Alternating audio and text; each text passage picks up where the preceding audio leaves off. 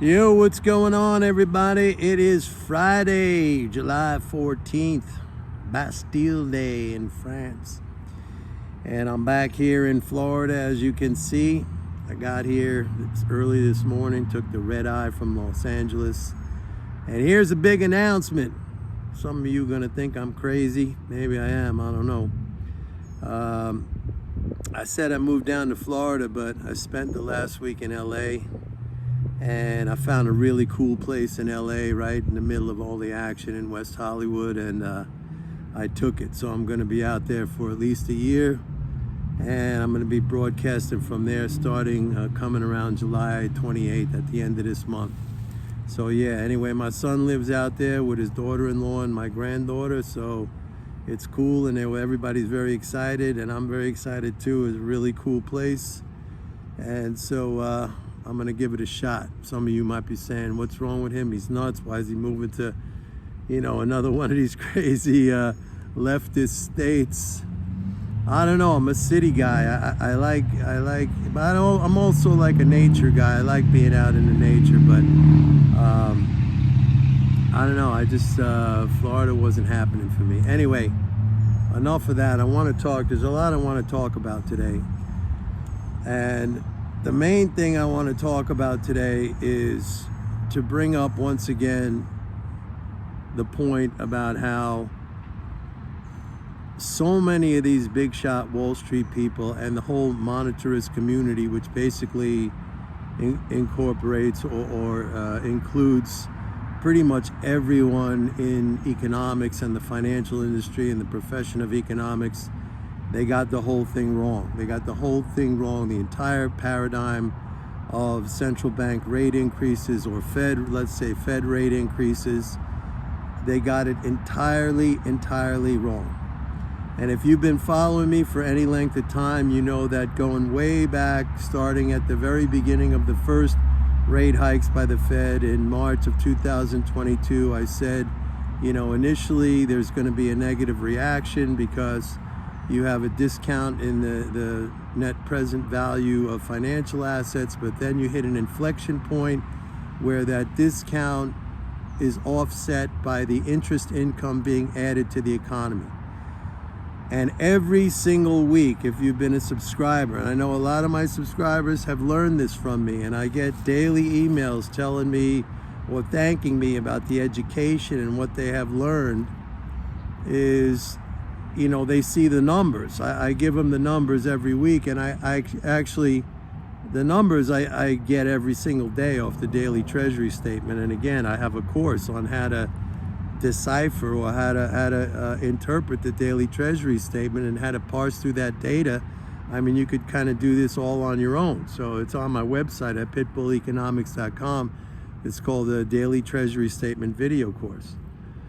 And nobody does this. There's nobody else out there who does this on a daily basis that looks at the fiscal flows, what's going in, what's coming out. But I do this on a daily basis. But I want to get back to the main point, which is how the whole monetarist paradigm, the whole establishment got this completely wrong. And I want to ask the question, like, where are these guys right now? Where's Mike Wilson of Morgan Stanley, who was so bearish when the S&P was at 3,500 and he said it was going to go down another 20%? Where is Ray Dalio, who said that the Treasury refunding is going to crash the market and send us into some kind of terrible economic downward spiral? Where is Jeffrey Gundlach, who was saying the same thing?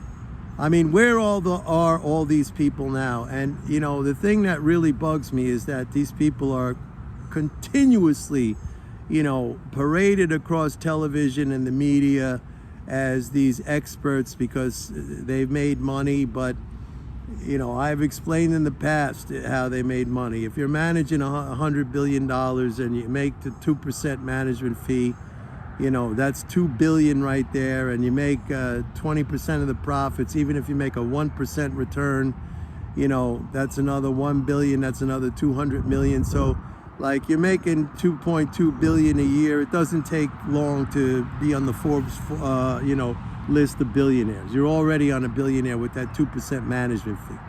They're terrible. They're terrible. They got everything wrong. Everything wrong.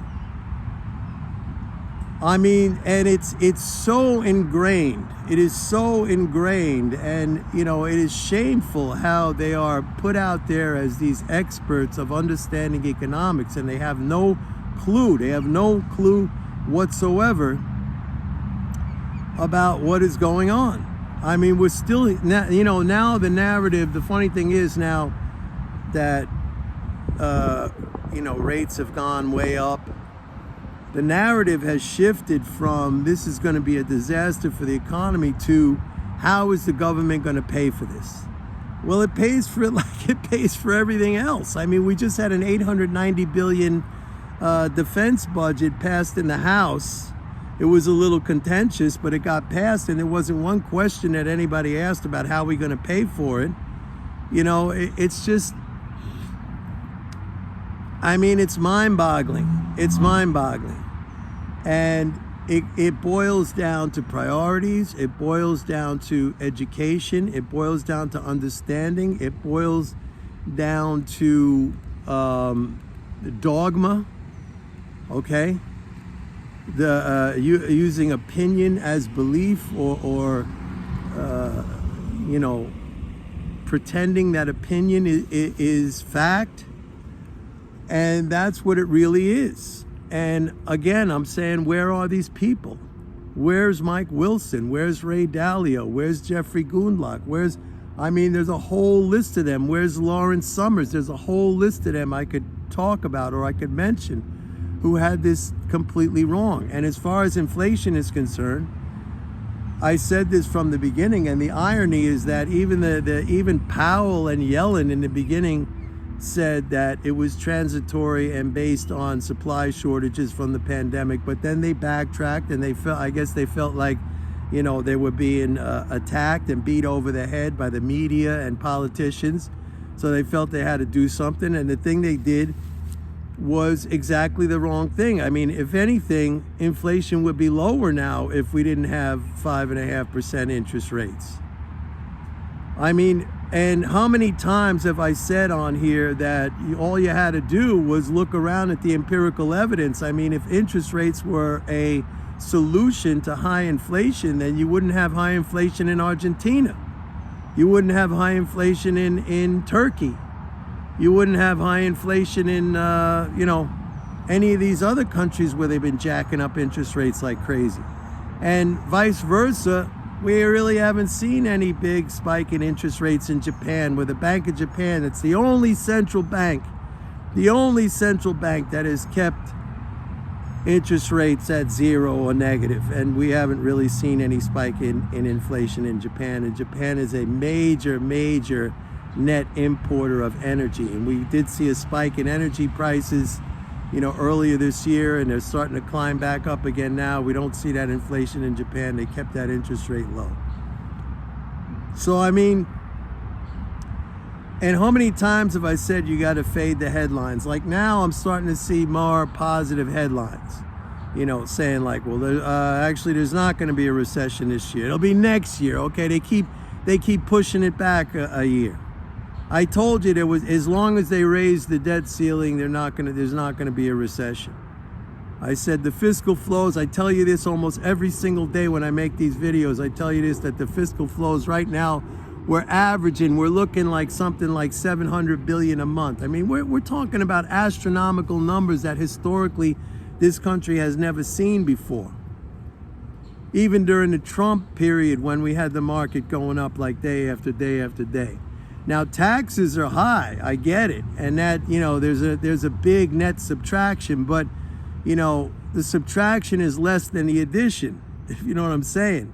So we're getting an increase in the deficit, which the deficit, what it is a net addition to the financial balances of the economy. That's filling up the swimming pool. Somebody asked me the other day, what WTF is MMT? What the fuck is MMT? Like, I see I have maybe some new people watching me. MMT, in the simplest definition, is a concise understanding of how the monetary system functions under a free-floating non-convertible currency. By non-convertible, I mean not convertible into any fixed amount of something else, gold or some other currency. And that's exactly what we have. And that's a major distinction between a country that has a currency that is fixed to some other currency which is not theirs, some foreign currency, or fixed to gold, or fixed to some other asset that they don't have. Okay, it's just like we can't print our own money as individuals. States don't print their own money. Big corporations don't print their own money. So it gives a very significant financial advantage. And when you say, oh yeah, well that's going to be like Germany, Weimar Republic, or that's going to be like Venezuela, no, you're wrong. That's apples and oranges. You can't compare those systems to what we have in the United States, which is very capable, productive capacity, and a relatively competitive economy, an open economy. You're talking about these other countries where there's massive corruption, where there's debts denominated in foreign currency. They're completely different examples. If you study Weimar Germany, their debts were denominated in British sterling, and they had to pay in commodities, and their productive capability was usurped. It was captured that was in the Ruhr Valley, and it was pretty much taken over by France. So when they were printing money, they didn't have the productive capacity to meet that demand for the money they were printing. And yeah, that's what caused the hyperinflation. Same thing in Venezuela. The United States has put massive sanctions on Venezuela. I don't think they would be in this situation if it wasn't for those sanctions, because it makes it hinders or it disrupts their economy, their ability to produce the things they need. But nevertheless, again, if you don't have an understanding of this stuff, there was a guy, I saw a guy on LinkedIn, some guy, I guess he follows me, I follow him, and he was talking about how the government is spending too much money and blah, blah, blah, and I tried to send him a message saying, there's no way we would be able to pay our taxes if the government didn't spend those dollars into the economy first. We can only pay our taxes with dollars. The idea that you pay your taxes, and I understand this, it's very easy to get this wrong because it feels like it's our money, we're giving it to the government. But the government, here's the analogy I always use. If you've ever played the game of Monopoly, right? I think everybody has probably played that game. Maybe some of you foreigners have never played that game, I don't know. But if you've ever played the game of Monopoly, the game has to distribute the money first. If you land on chance or community chest and it says pay $75 tax, you get one of those little cards. You had to have the game distribute the money to you first in order to pay that.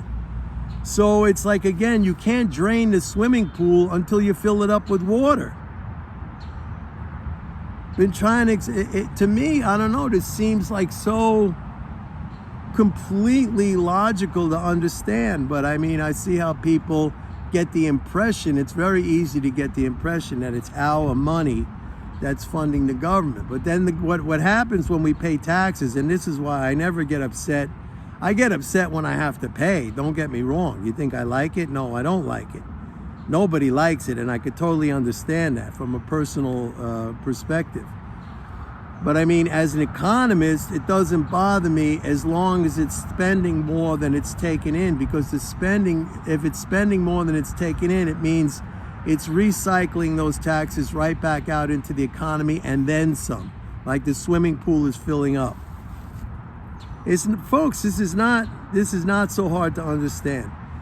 Plus, the other thing I was telling you, now all of a sudden everybody's bearish on the dollar. I told you this months ago.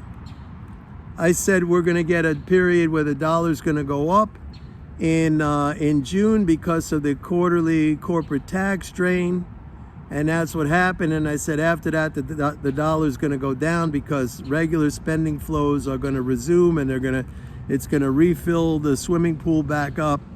And now I'm telling you right now that the dollar is going to bottom out around, the first or the second week in August, and it's going to go back up again. Like, just write it down or come back to this video in the first or the second week of August or the third week of August and see what I said.